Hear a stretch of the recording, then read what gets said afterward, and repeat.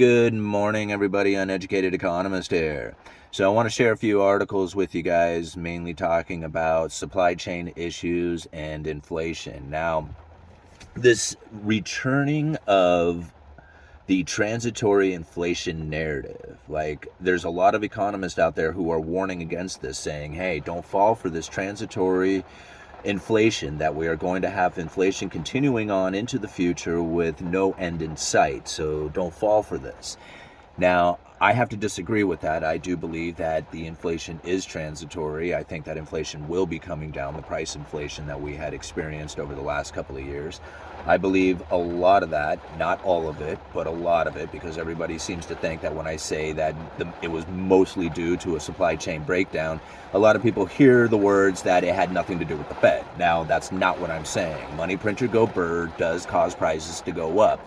But the main thing that happened during the pandemic was the severing of the supply chain. That's what caused the price inflation that we are experiencing. We had a huge supply chain breakdown. The imbalance between supply and demand really ramped up after the stimulus checks were issued out as well. So when you have the Federal Reserve print up money, stimulate the economy, at the same time you have the severing of the supply chain, that wipes out all the inventory. Next thing you know, there's supply and demand imbalances and prices start shooting up. Now, it's really easy to just blame it on the Fed, right? Money printer go burr, prices go up. What else do you need to look at? And now and I've said it a while ago, that when the mandates came to an end, when all the restrictions finally came to an end, that you would see this inflation dissipate, there would be an equilibrium, and we would no longer have this inflation story that we would be talking about.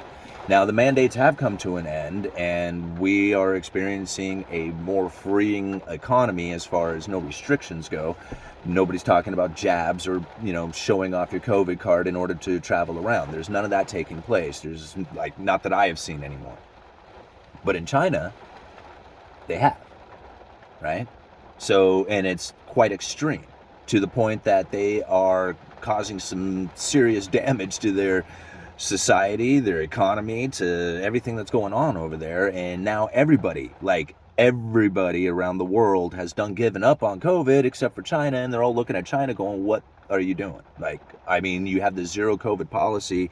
At this point, it's some sort of power trip that's taken place. So, and really that's what it is. And now that we look at what has happened in the supply chain due to the fact that the COVID restrictions that are happening in China is causing that imbalance to still take place around the world. And as long as you have a supply-demand imbalance, then it's going to continue to cause inflationary scenarios. There's no way around that. Think about it.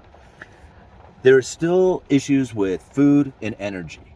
Right? These are two worldwide commodities. But what happened to lumber? Lumber is just a domestic commodity. It's produced domestically, it's sold domestically, it has a little bit of exports to it, but for the most part, it's just a domestic product, and now it's back at its all-time normal. Not all-time high, it's all-time normal. 400 per thousand. That is not something that is unheard of. So where did the inflation go when it comes to lumber? Right? Well, it isn't there. It's gone. So when it comes to China opening up their economy again, to me, once that has been opened up, right, is free again, and the manufacturing is ramping up, and the supply of goods and services are now free flowing through the borders again, and there's not a whole bunch of tariffs and pissed off wars and stuff like that, then we can talk about how the inflation is coming to an end, right? But as long as those things are continuing, you're going to find that there's going to be imbalances everywhere. And not just in things like food and fuel, you're going to find it in all kinds of stuff. The idea that the strong dollar out there is destroying nations and corporations, you're going to find that continuing so long as the Federal Reserve is unwinding their balance sheet. These imbalances are not something that you can just say, hey, this is going to be a long-term effect here, because they're not typical. Wars aren't typical. They're typical throughout history, but they're not typical for, economic equation. You can't say, okay, including the Ukraine war in 20 years, you can't that's not a concept. The Ukraine war will be over by then. Well, hopefully it will be over by then. But you guys see where I'm kind of getting at on this stuff. Now, after the supply chain opens up, we're going to find that there was a lot of deglobalization taking place. And that's because of the war. That's because of the COVID restrictions in China. That's because, the supply chain breakdown that was happening here in the United States. And now we need a more secure domestic supply of stuff. Right? So once all that has taken place and everybody has their now localized domestic supply, they're going to find that the shipping is going to get very inexpensive. And it's already starting to happen. I mean, take a look at the freight rates that are dropping dramatically going from China to LA. Think about all the containers that are starting to pile up everywhere because there's nothing going back to China.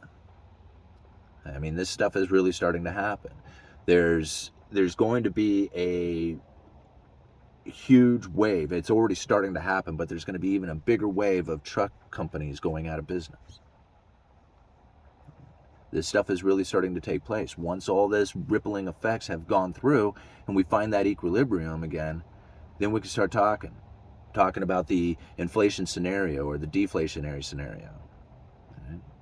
But right now, it's going to be volatility for the next couple of years. I mean, or even longer than that. It might even, it might take 10 years to work through all this stuff.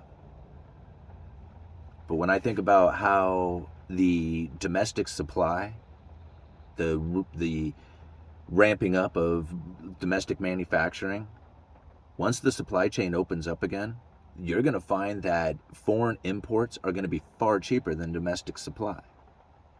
And when it comes to profits, that's what you're looking for, cheaper input costs. So another reason why we're going to find, a disinflationary scenario coming up is because the shipping costs are dropping dramatically, but everything that's in the system right now has expensive shipping attached to it. It's going to take a while to work through all that stuff. Once it does, you're going to find competition is going to start dropping prices again. You think about the money printer go burr. Let's think about that for just a minute, right? Because everybody says, how can you not just obviously see that all this money printing that the Federal Reserve has done is the reason why we have, all this inflation that has taken place around the world, right? But yet the inflation around the world isn't necessarily due to the Federal Reserve and their money printer. I mean, if foreign nations had their dollar, attached 1-to-1 to, pegged to the dollar, then yeah, I could see where monetary policy would transfer through. But a lot of nations, they don't react to the Federal Reserve, or they don't need to. I mean, I guess a lot of them do it, but they don't need to do that. They were experiencing inflation all on their own from their own reasons of their own supply chain breakdown because of their own shooting in the foot from their COVID restrictions. They all kind of did the same thing. So it's not like the Federal Reserve caused inflation around the world. All these nations caused inflation for themselves by severing their own supply chains and then having to deal with the worldwide breakdown of the supply chains. And again, once the foreign competition finds its way in, we're going to find that things are going to start coming down in price. It's only a matter of time. And I think that's what I wanted to get back to. Sorry, I lost train of thought. Going back to the quantitative easing 1, 2, 3, and 4, that's another thing. Like when people say, how can you not see the money printer go burr is the reason why we're having all this inflation. It's just like, what happened back then? How come we don't see the inflation from quantitative easing 1, 2, 3, and 4? In fact, the Federal Reserve failed to achieve the 2% target that they were going for. And they took their balance sheet from $850 billion. Think about this. The Federal Reserve had a balance sheet of $850 billion in 2007. They took that to 4.5 trillion, 4.3 trillion, something like that. I mean, think about the amount of times the balance sheet doubled in order to go from 850 billion to 4.5 trillion. And then what did they do just recently? Doubled it? I mean, they didn't even come close to the amount of expansion that had taken place back in quantitative easing 1, 2, 3, and 4 comparatively. Like, yeah, the dollar amount is a lot more, but the balance sheet expansion in doubling terms happened a hell of a lot more and bigger and broader back in 2007 than it did this time. Even though this time the dollar amount was quite extreme, it was a lot more than back then. But it only doubled once. It didn't double, 3 times or whatever it did back then? So there's a lot of differences that are happening. And all that money printer, go burr, outside of the stimulus checks that were issued out to everybody, all the, well, that included on the long term, but all that money needs to be lent into the system in order for it to be in circulation. Not all of it, but the majority of it, right? In order for it to cause that inflation scenario. And most of that sits on the bank's balance sheets. All of it is due back with interest. All right. Uneducated Economist. Links are down in the description. You let me know.